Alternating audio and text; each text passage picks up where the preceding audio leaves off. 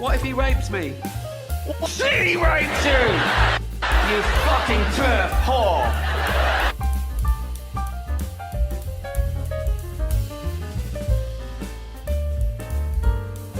But that tweet sums comedy up. How subjective it is. How one person, some people can find them hilarious, some people find them the least funny person in the world. And when someone says to another comedian, they say, oh, they're not funny. Even if I agree with them, I stand up and I say, well, you can't say that. You've got to say, you don't find them funny, you know. And I hate it when people say, that joke was offensive. I've got to say, you've got to say, you found it offensive. Because it's all about feelings, and feelings are personal. And there's loads of types of comedy, and comedy evolves, you know. There's a new type of comedy at the moment called woke comedy. No, it's very progressive, you know. There are some clubs now where the comedian has to sign a thing saying he won't say anything contentious or say anything that could offend anyone. It's a safe space for the audience. Woke comedy, and I tried to watch a bit of it, and I decided I'd rather watch Louis C.K. masturbate. Can't mention him anymore, he's cancelled. Not enough to apologise and move on. We've got like poor Kevin Hart. See, Kevin Hart, he got the job hosting the Oscars. It was his best day ever. He was on Twitter going, oh, I've wanted to do this all my life, right? And then someone found these 10-year-old tweets, right? That they were sort of child or shitty homophobic tweets. It was about his son. He was mucking about and he said, oh, my son's doing so-and-so. I hope he's not gay. There was a massive backlash. He went, oh, sorry, I'm not homophobic, really sorry. He deleted them, right? And said, I'm really sorry. 10 years later, someone finds a screen grab and he's done this. Oh, big, the Oscars go, oh, you got to apologise again. He went, no, I've apologised. I can't keep apologising. And he's right. If there's no value to saying sorry and evolving, you might as well just tweet him. Right. That's how I deal with shit. Anyway. But if you're the person to revel in someone getting cancelled for something they said 10 years ago, you're just ensuring that one day you'll be cancelled for something you said today. You can't predict what will be offensive in the future. You don't know who the dominant mob will be. You know, like, the worst thing you can say today, get you cancelled on Twitter, death threats, whatever, the worst thing you can say today is, women don't have penises, right? Now, no one saw. There are no 10-year-old tweets of people saying, but you won't find a 10-year-old tweet of someone saying women don't have penises. Do you know why? We didn't think we fucking had to. Liam Neeson. Oh, he nearly got cancelled. Liam Neeson. Now, I don't know why he told this story, but he did at a press junket to a journalist, right? And it was where he just started saying, it was 30 years ago, he said, and my friend came home and she'd been raped. And that's not the funny bit.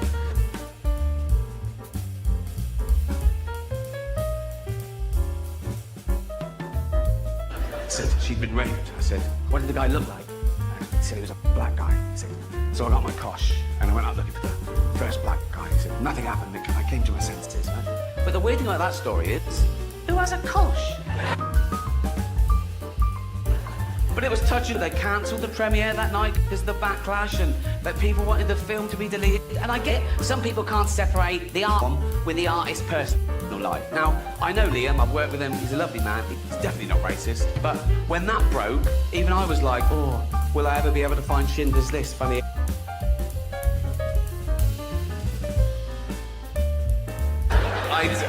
I still find it funny, obviously. But now there's so much outrage and we hear about it and it's taken seriously. You know, Oxbridge comedians writing for the posh papers, the rules of comedy, they're laying down the law, right? It's all stuff like, comedy should punch up. You should never punch down. You should never punch down. Sometimes you've got to punch down, like if you're a disabled toddler. You know what I mean?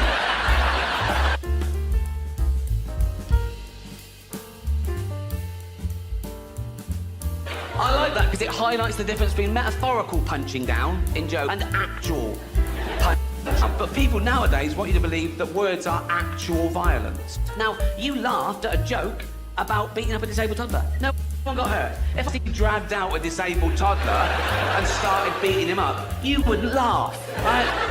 That's why I dropped that bit. But even though we know the chances of us existing are astronomical and our life is so short, we waste so much of it worrying about stuff, worrying about things that might never happen, worrying about things that won't matter in a week, let alone a year or 10 years. I'm terrible. I worry. I'm a worrier. I lay awake at night thinking, oh, what if, and all that. And I hate being... So I try and rule stress out of my life, which is really stressful. Because I have to have a plan A and a plan B and a plan C. And if I do all my work, I'm at home, I go, right, militant, no work, just relax, right? Just a glass of wine, just relax, right? If someone comes through the door, I'm like, what the fuck's that? Right? It's usually money. Right? And Jane, my girlfriend, she's like, come, let's have a look, shall we? Come, she tries to calm me down. I've been with Jane 40 years, right? And we've, thank you. And we've always had cats, because Jane read earlier that a cat will make you live longer, de-stress you, stops you having a heart attack and stroke if you're wound up. She was basically trying to save my life to get... So we got cats. We always had cats, right? I think it works. Like, if I'm really stressed, I go, where's the cat? Right? Right? First thing, wake up. Whoa. So no, and I stroke the cat and I'm thinking, oh, I'm stressed. Oh, look, she's so unstressed, right? And I think, oh, that's unfair, and that stresses me out a little bit, though. Because I've got the weight of the world on my shoulders. She's got nothing, no cops, no guilt. You'll never see a cat feeling guilty. You never go into a room and see a cat like that. You go, what's the matter? What's the matter? Yeah, all the fucking shit in there, that's what's the matter, mate. Like what? Like that bloody mouse I killed.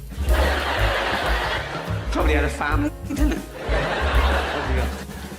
I didn't have to torture it first. They don't give a fuck. If a cat was big enough, it would kill you and eat you. Right? They're the opposite to dogs, right? Yeah, this sums up the difference between cats and dogs once and for all, right? The cat has got a barbed penis. True, Google it. Careful.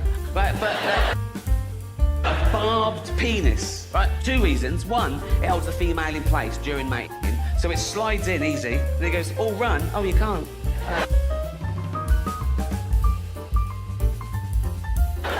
Two, when it withdraws, that pain causes the female to ovulate. Think of a different way, mate. I actually think maybe there is a God, because, I mean, maybe he did cats and dogs. He went, boom, there you go. Cats and dogs, you're ballpark, furry mammals, you live at home. It's a good gig, you get fed.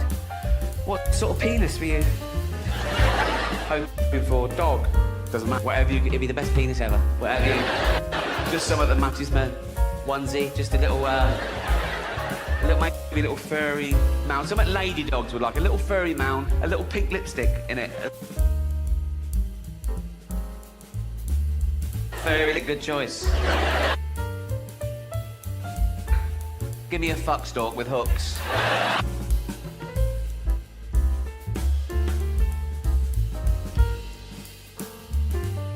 The cat is the only animal that domesticated itself. True. Just wandered into civilization about 10,000 years ago and went, meow, feed me, right? And they made the meow up for us. They don't do that in the feral state. They meow. They learned that and it works. My cat goes, oh, I let my cat do anything it wants. They sleep when it wants, they go where it wants. If we get a parcel in the post, if I undo it, right? And if she gets in the box, oh, I can't throw it away. Right, we've got about 17 mansion. And if we're watching telly, me and Jane, if it gets in our lap, well, that's such a privilege. We don't move. Even if we need to wee, we don't want to disturb it. The other one gets the drinks all night, you know? Oh, like, and people say to me, you spoil that cat. I go, yeah, I do. It's a cat. It's not a person. What's the worst that can happen if you spoil a cat? Do you know what I mean? It doesn't have to be fucking Boris Johnson. No, I don't get... Although he is out of his depth. He started off by saying women in burqas look like post boxes. Now, it's not up to Boris Johnson what a Muslim woman wears on her face. It's up to her husband.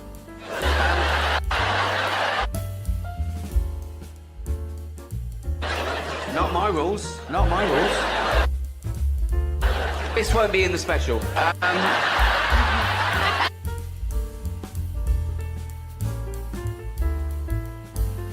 Edit.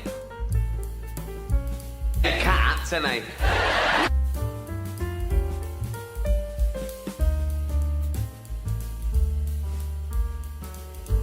No, I I do love cats. I really love dogs. We haven't got a dog because we travel too much usually, but wherever we are in the world, in New York or London, we go for a walk every day just to meet dogs. In Central Park or Hampstead Heath, I know about 200 dogs by name now, and you always meet a few of your little friends, and it sets me up for the day. It's like my fucking heroin, right? And if you meet a brand new dog, you go, hello, it's never met you before, right? And if you're nice to it, it's just met it. It's something you're best. They do anything for it. You go, do you need a kidney? They are amazing. That makes me laugh. That sign people still put on that, beware of the dog.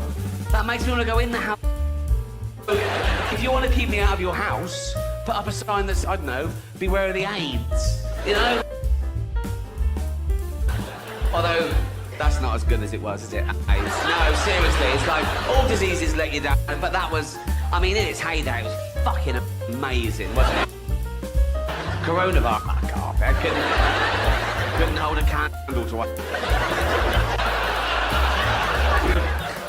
So this pedo teacher, true story this, it was about 1976, I was about 14, and looking back, I feel a bit sorry for him, because he was probably late 20, and there was something wrong, he was like a nervous sort of guy, and he was obviously gay, and he had a fling with one of the older boys, 16, 17, so now would have been totally legal, but then technically a non, banished, convicted, never heard of again, big scandal, right? And when it broke, home that day, right? My mum was there, did he touch you? And I went, no. She went, you sure? I went, yeah. She went, he couldn't have fancied. So now, my mum is winding me up of me not being attractive enough to be sexually abused. Right? What if I'd have got a complex? What if I'd have thought, well, I'll show her, right? I come in at midnight. When are you sucking off bus drivers? That's what you get. But that was typical of my mum. My mum, she was the salt of the earth. She just said what she wanted, right? And she'd do anything for it, but she reserved the right to moan about it. So, growing up, right, our next door neighbour, Mrs. Dawson, she was about 25 years older than my mum. So when my mum was 60, this old lady was already like 85, 86. My mum was the last living witness to her existence. She lives alone, and my mum did everything for her. Right? She went shopping for her, she did the housework, she went round, made lunch and sat with her for a while, she went back, made her tea, and this went on and on. I remember calling once, my mum was like 70. And I went, oh, I called her earlier, you were out. My mum went, yeah, I was renting Dawson's. And I went, oh, how is she? And my mum went, oh, she just won't die, Rick.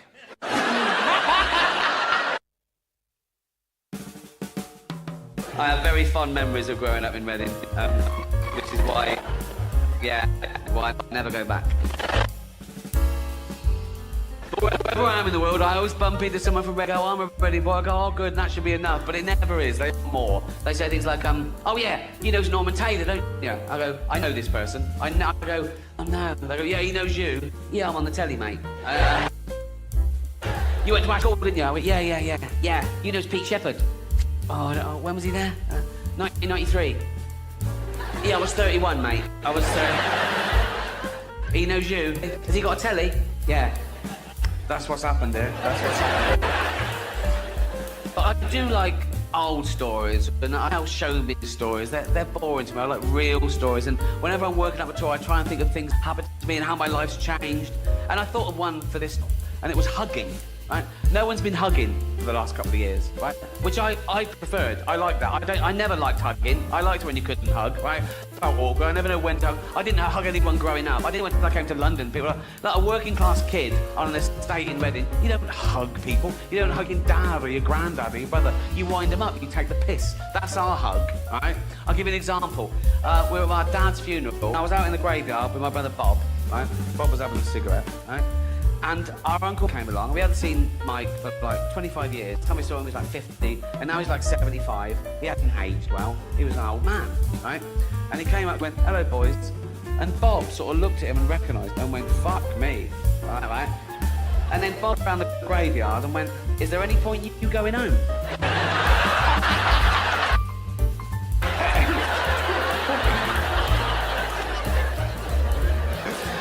And Uncle Mike laughed and went, always nice to see you, Bobby. And that was their hug. You know what I mean? I'll give you another example. When I left school, my best mate was a bloke called Mark, right? We did everything together. And we took a year out before we went to college to earn money to get pissed, really. And we did. It was the best summer ever. And but then something happened. His grandma died, and he lived with her, so it was a big deal. And we went to the funeral, and the first place he came after the funeral was my house. He sat down in his little black suit, and it was just quite, I didn't know what to say. No hugging, right? So I just went, how was it? He went, it was awful. He said, she was cremated, and we all went outside to watch the smoke go up, and the wind changed, and it all blew in our faces. And I went, what, in your mouth? And he went, yeah. I went, I took a chance. I said, did it taste bitter? And he went, yeah. I went, that was her clitoris. Right? Hart just went, fucking hell, Rick. All right.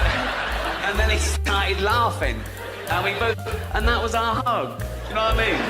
Like in the 80s, two blokes, it would be, oh, we suck my cock. Fuck off, you got AIDS, I'd die. Now it's like, I'll give it here, I take pills for the rest of my life. Do you know what I mean? There's no... Bigots jumped on it in the 80s, you know, the Christian right, or all fundamentalists, actually, like going, this is God's wrath, this is God's punishment for homosexuality. Imagine thinking that. What imagining in your head, right, to think that's true. So God's in heaven, do you?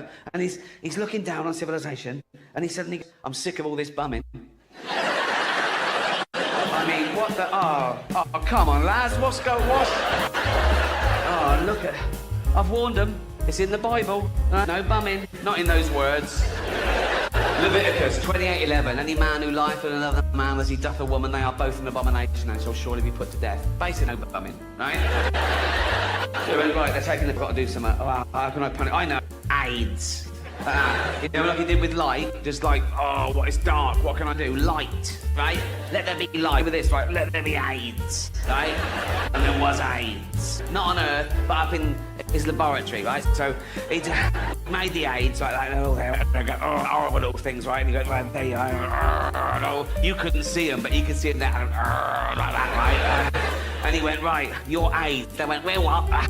He went, you're AIDS. They went, what's that? It's like the worst disease ever. And they went, oh, brilliant. And he went, Netflix have already bought this. Fuck them, right?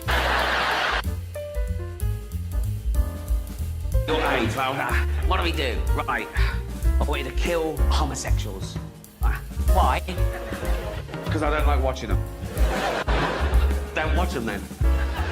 I've got no choice. I'm omnipresent, so I'm watching 50 million people bumming right now. So, you know, right, so what we do, right, I'm going to put you down on... Where? Africa.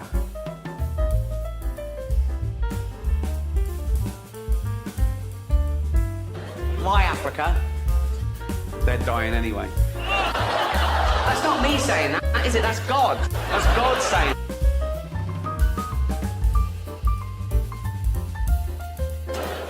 Where in Africa? Oh, just in an arse. I'm gonna put you in. What? In all the shit? Yes. I'm gonna put you in an arse, right? That is where you're gonna do a lot of your best work through the 1980s. Right? So I'm gonna cram you in an arse, right? Then what? Right. If a cop comes in, that shouldn't be there, right? Get in the cop as well. What all of us know. Some of you get in the cop, some of you stay in the arse in case another cop comes along. And if I know this arse, there will be another cop.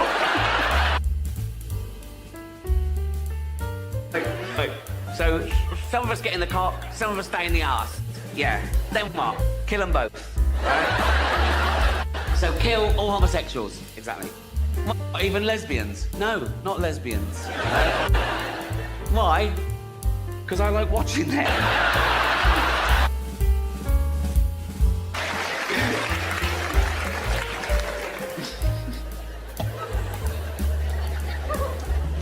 But all diseases let you down eventually, not just AIDS.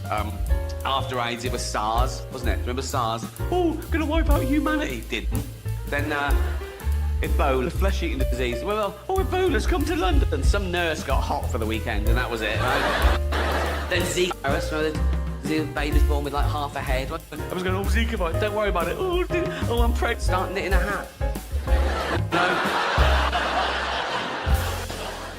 I don't worry about or rather, I don't worry about being dead, because I won't know about it. That is the best thing about being dead. You don't know. It's the same as being stupid, right?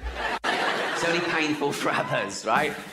I worry about how I die. I don't want to die alone in agony, or I don't want to be found in a wardrobe, hanging by a belt, wearing ladies' tight, covered in amyl nitrate. You know what I mean? I'm not into that shit. So if I am found like that, just know that one of my mates has stitched me up, right? No, I don't worry. I don't do anything towards not dying, if you know what I mean. I eat and drink too much every day. I've done for 40 day and night. I eat and drink too much. People say to me, Rick, if you gave up the booze, you live an extra 10 years. And I go, yeah, but they're the last 10 years. Oh, they're the shit years. I don't want them, right? If I gave up booze now and I made it to 80, and someone said, right, you can have an extra 10 years. If I could go, oh, great, I'll have 20 to 30. Okay, that'd be perfect. But no, you've got to have 80 to 90. Have you any idea how awful it is being 90? Right? I've seen 90-year-olds sitting in an arm and they suddenly go, ugh, and you go, what? You go, I've broken every bone in my body. Because they're brittle. They've got, like, dust for blood. They ooze up blood clots. They got hernias popping out everywhere, right? If you're 90 years old and you get to the kitchen bath to make a cup of tea, if you lift that kettle when it's too full, there's a very good chance your stomach will come out of your arsehole. So eat and drink as much as you want and just fucking die, is my advice.